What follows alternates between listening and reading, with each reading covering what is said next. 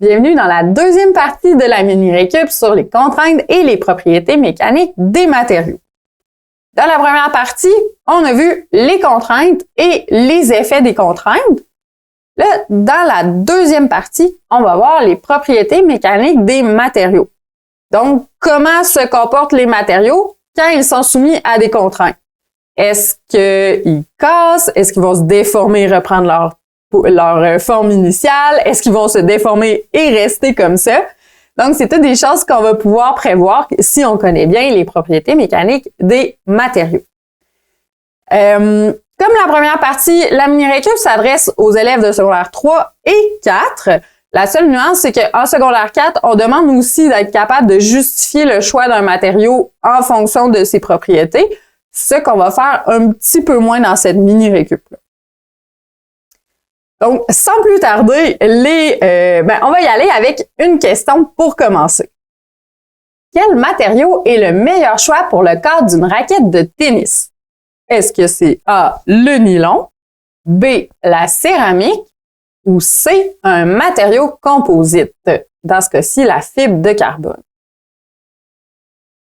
La réponse est C.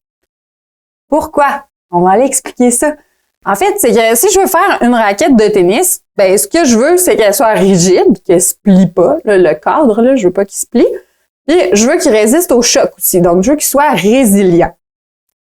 Si je regarde les choix, le nylon. Donc, le nylon, c'est un plastique qui est utilisé pour la fibre textile habituellement. C'est pas rigide, donc ça se plie. Alors, c'est pas un bon choix. On l'enlève. La céramique. Malheureusement, la céramique, ça résiste pas au choc, donc ce n'est pas résilient. Si j'ai un cadre de raquette en céramique, il va sûrement se casser dans les premiers usages. Alors, on enlève ça. Et finalement, c'est un matériau composite qui est la fibre de carbone. La fibre de carbone, c'était la bonne réponse parce qu'elle est rigide, ça se plie pas et elle est aussi résiliente, donc elle résiste au choc.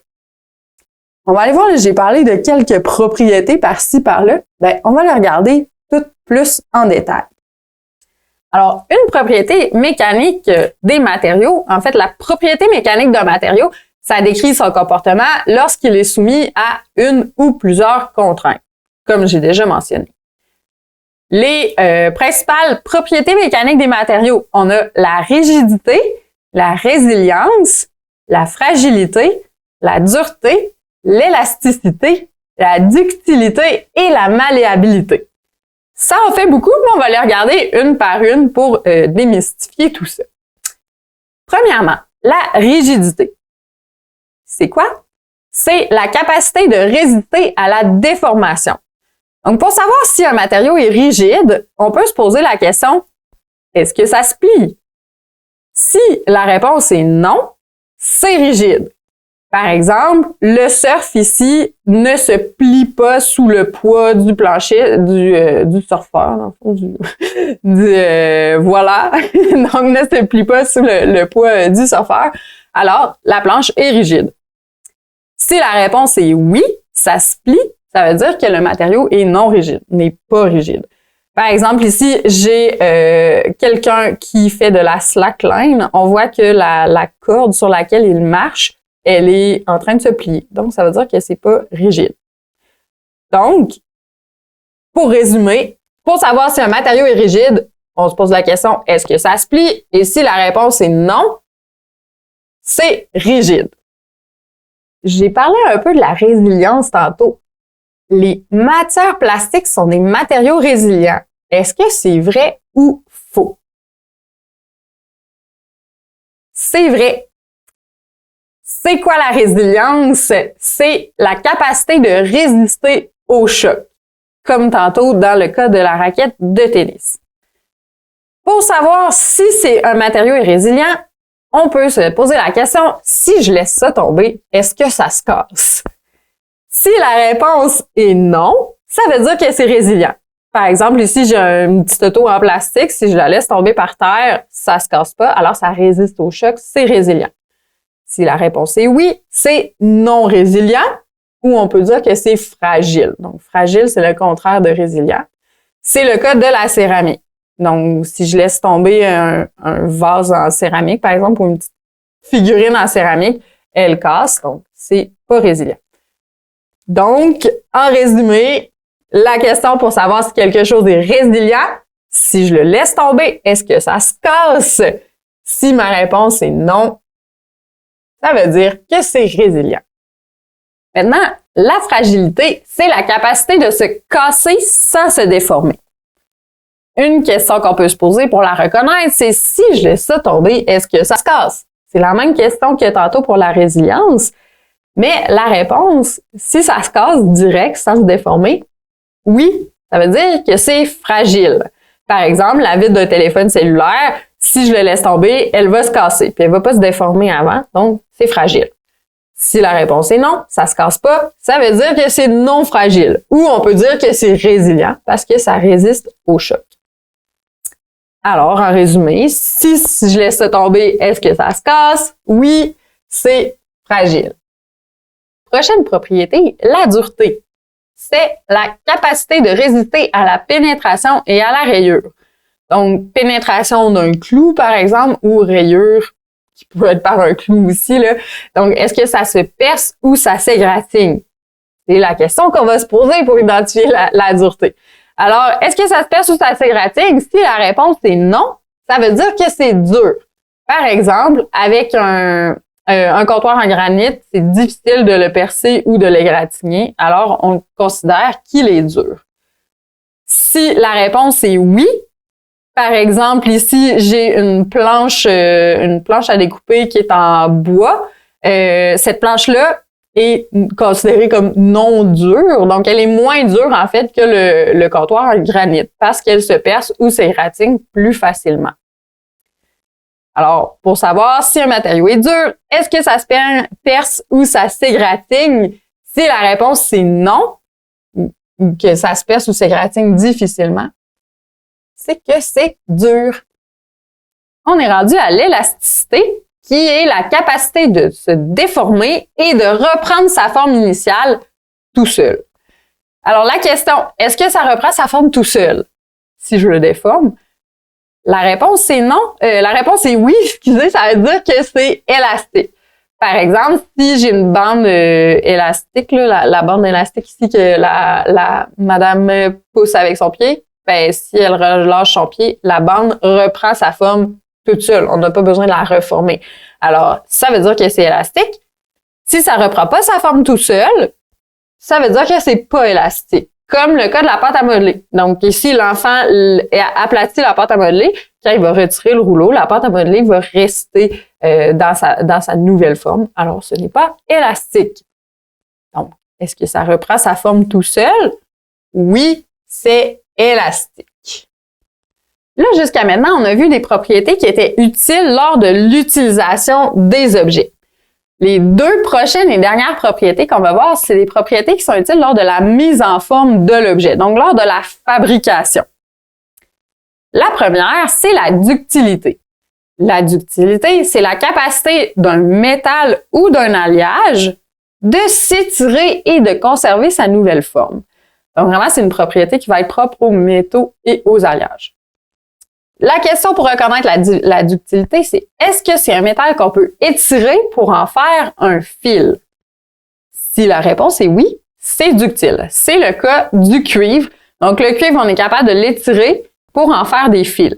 Donc, c'est ce que je disais quand je parlais de propriété de mise en forme, c'est qu'on l'étire, puis une fois qu'il enfile, ben là, on peut utiliser l'objet. Si on ne peut pas l'étirer pour en faire un fil, ça veut dire que c'est pas ductile. Comme le cas du bois ici, on peut pas l'étirer pour en faire des fils. Alors, est-ce que c'est un métal ou un alliage qu'on peut étirer pour en faire un fil? Oui, c'est ductile. Et finalement, la malléabilité, c'est la capacité, encore une fois, d'un métal ou d'un alliage de s'aplatir ou de se courber et de conserver sa nouvelle forme. Alors, un peu comme tantôt, mais maintenant, c'est s'aplatir au lieu d'être en fil. Alors, est-ce que c'est un métal qu'on peut aplatir pour en faire une feuille mince?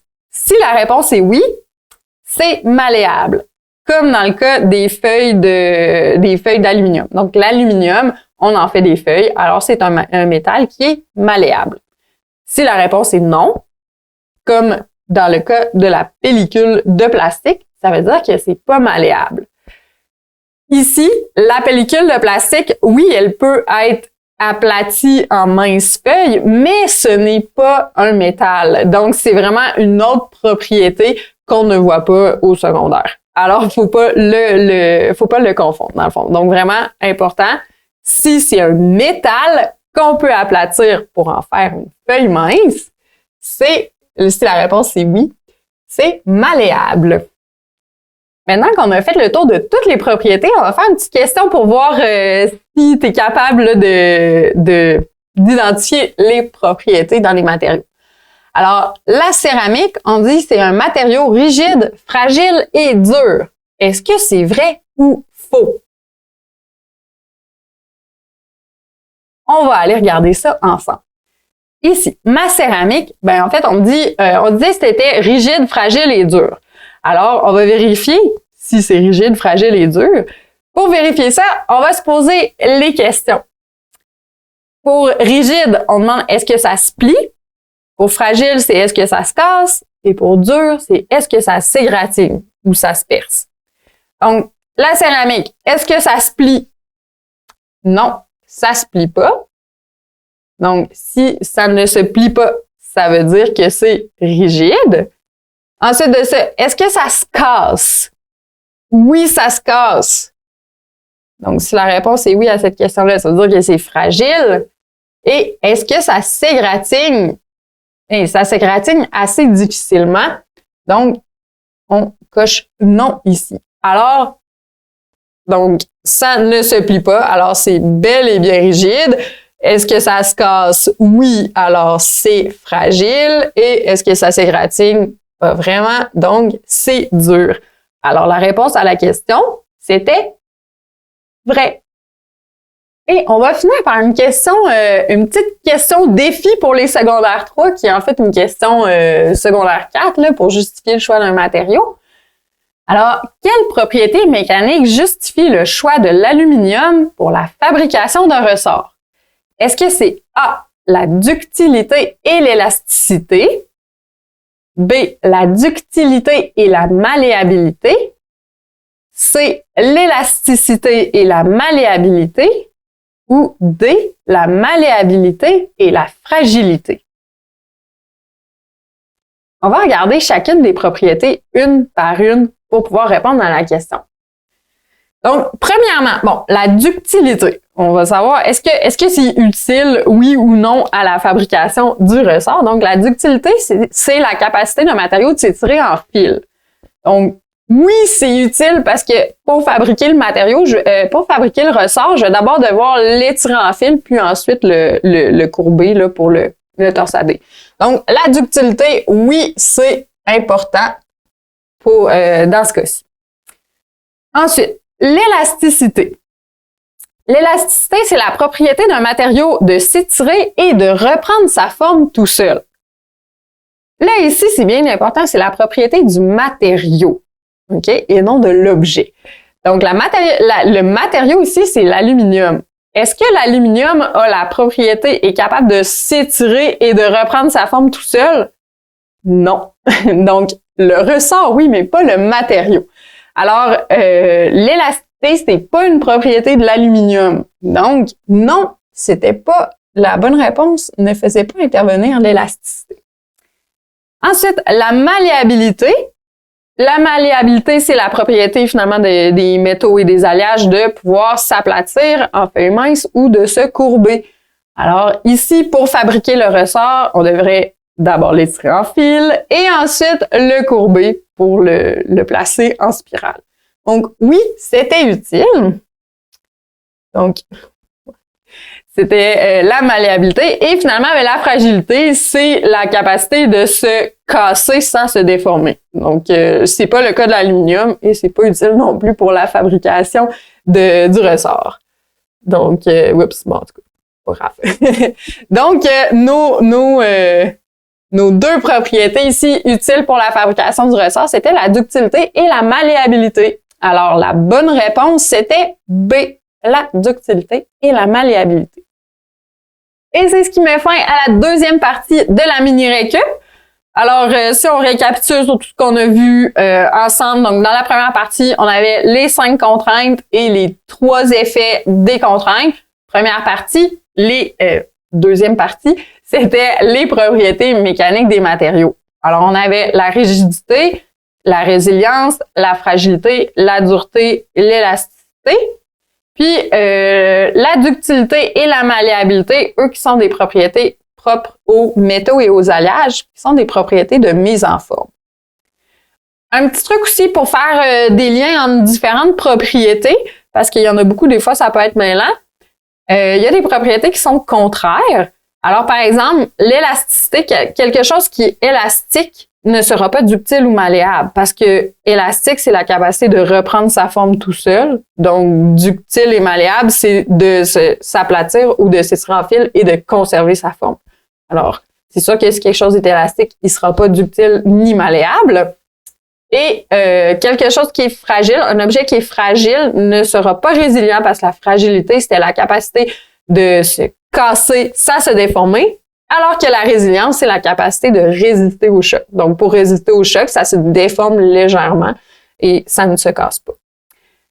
Alors voilà, donc si tu as bien compris tout ça, ben ça devrait bien aller pour la suite. Alors, il me reste juste à te souhaiter bon succès!